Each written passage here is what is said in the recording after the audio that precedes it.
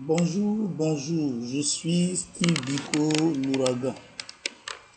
Je suis à ma deuxième vidéo aujourd'hui parce que il y a une information qui m'a été balancée.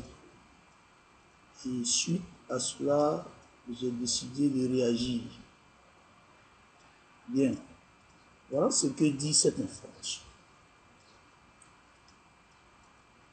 Que Nadi Bamba aurait rencontré Soroki Bafori Guillaume à Bruxelles. Puis les deux ont échangé et ont décidé de poser des actes. Les actes, c'est-à-dire Soro doit demander pardon au président Laurent Gbagbo.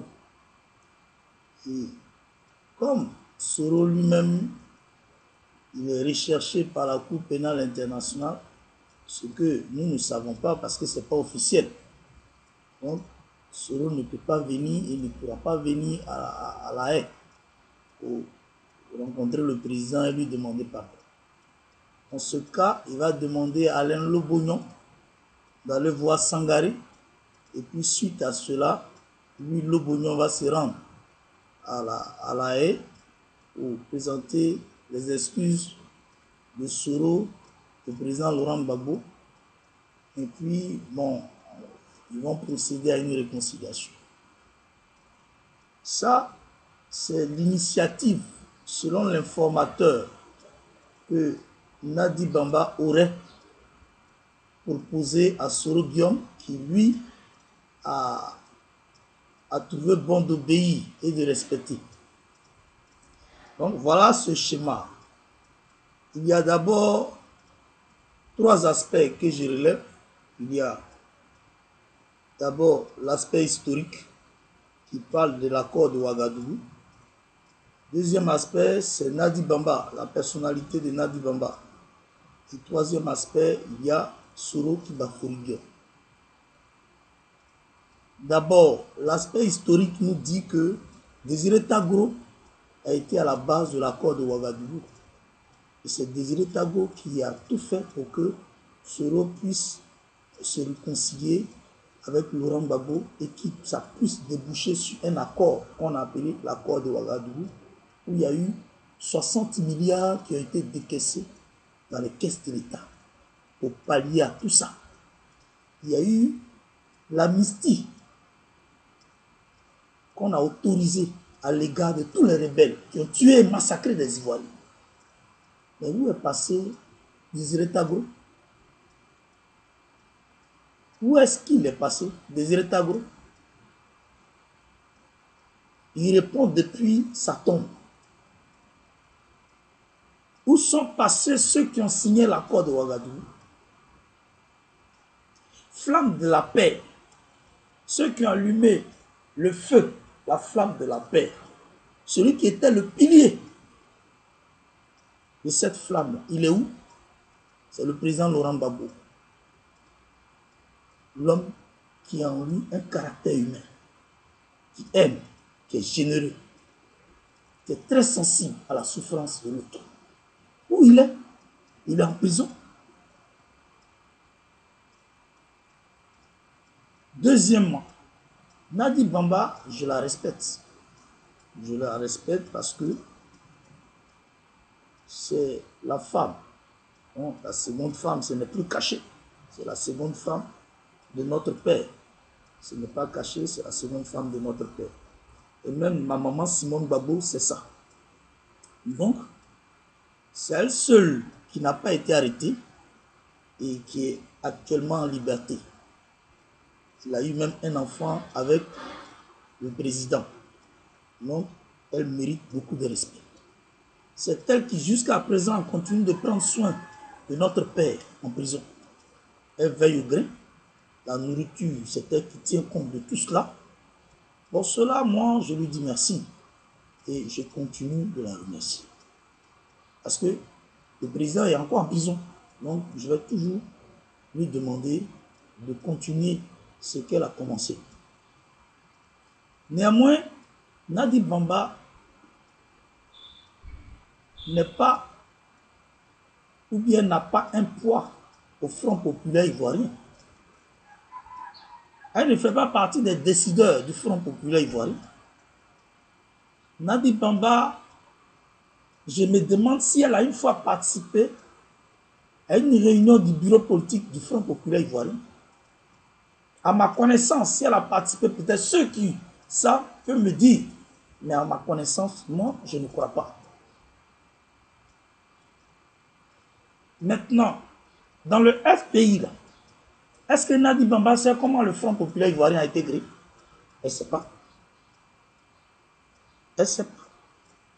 Elle a seulement eu cette chance-là d'être rapprochée du vieux et d'avoir eu une union avec le vieux, et ce qui a créé ce qu'on appelle une véritable sympathie des militants et des sympathisants du Front populaire ivoirien envers elle.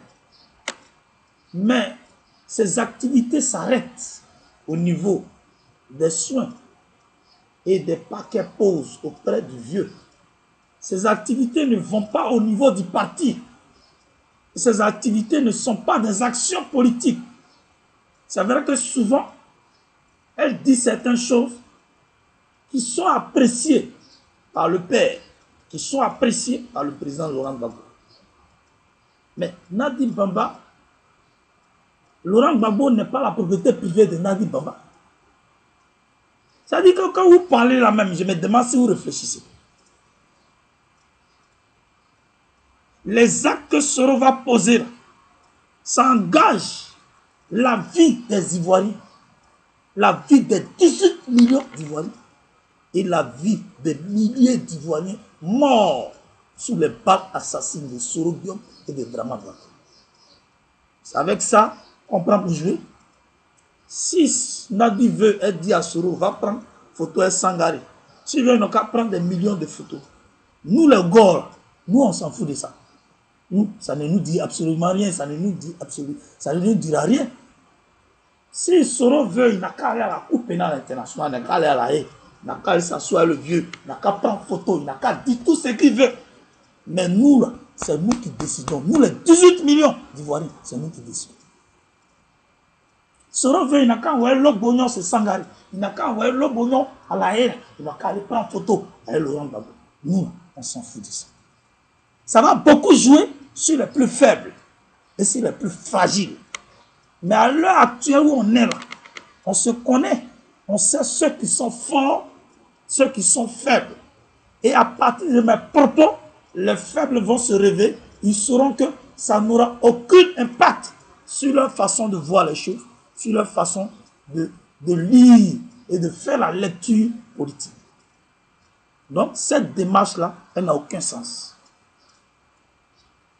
Soro, lui, court dans le sac. Il court dans le sac. Donc, quand tu cours dans le sac, tu ne vas jamais arriver. Ce qui pourra soulager les Ivoiriens, l'acte que Soro doit poser pour soulager les Ivoiriens, c'est de se rendre à un tribunal. Et le tribunal qui est approprié à son cas, c'est la Cour pénale internationale. Quand il va se rendre pour dire que c'est lui qui est à la base des tueries en Côte d'Ivoire, et puis il va citer le nom de Dramane, c'est lui qui m'a envoyé. Et puis Dramane aussi va citer le nom de ceux qui l'ont envoyé. Si en ce moment, ça va apaiser, ça va calmer les Ivoiriens. Si ce n'est pas ça, les rencontres, les photos aussi, les ceci, cela, les salutations, nous on s'en gaba de ça. Nous on s'en fout de ça. Si ça, ça t'influence, et c'est pour ça que tu dis non, moi, je ne peux pas suivre ces gens, c'est que toi, politiquement, tu ne vaux rien. Politiquement, tu es nul. C'est pour ça que j'ai dit la plupart sont des idiots. Et puis ils pensent qu'ils font la politique. Et puis toi qui dis ça en même, qui t'a reconnu comme gomme même, c'est fini, tu as déjà vendu ton âme au diable. Toi tu suis ceux qui sont amis à Dramane. Donc tu n'es plus un gore. Parce que toi, tu es un chasseur de primes.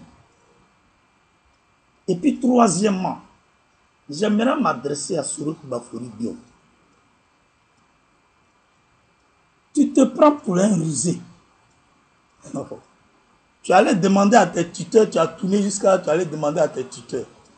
Quand tes tuteurs te disent de venir sur le terrain, c'est parce que tes tuteurs, ils ont sondé le terrain.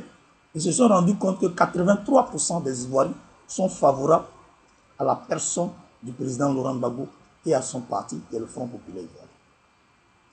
Je dis bien, tes tuteurs, ils savent que le terrain des 322 462 km² qui incarne les 18 à 24 millions d'Ivoiriens, ils sont 83% favorables à Laurent Gbagbo. Voilà pourquoi tu te sens obligé de bavarder, tu racontes du n'importe quoi, et des gens prennent, ils font à Talapou avec ça, ils amplifient.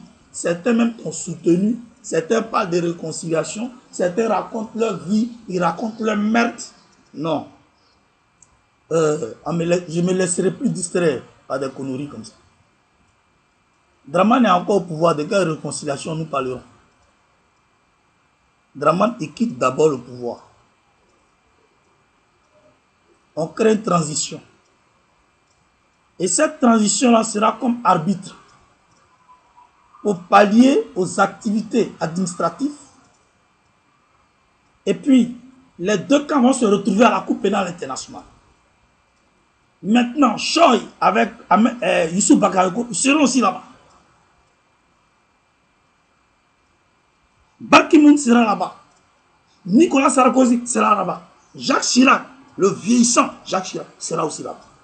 En ce moment, les cœurs peut-être seront apaisés. Et puis on va nous expliquer qui a fait quoi pendant 2002 jusqu'à 2011. Et puis après, maintenant, on va nous expliquer qui a réellement gagné les élections.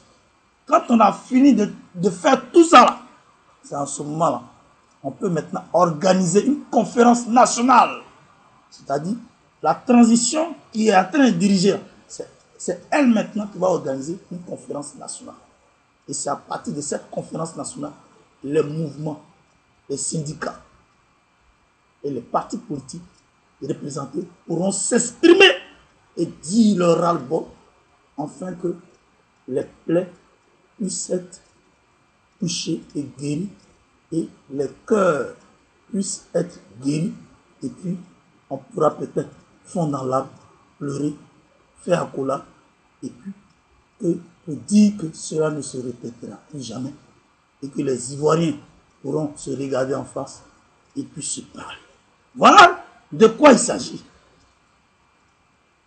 Voilà de quoi il s'agit. Mais vous êtes au pouvoir là, vous pillez les ressources du pays, vous utilisez les armes qui sont achetées avec l'argent du contribuable ivoirien, vous tuez d'autres Ivoiriens, vous les arrêtez, vous les mettez en prison, et puis vous prenez la récolte, vous vous foutez de qui même? Vous vous foutez de qui? Allez vous faire foutre là. Oh. Il n'y a rien à foutre vous. Et puis les flemmards, les pleurnichards, résistants, si vous n'avez rien à dire ou bien vous n'avez rien à faire, ne venez pas m'embrouiller en inbox, je vous l'ai dit. Et puis mes postes là, ce n'est pas là pour les clochards politiques. Mais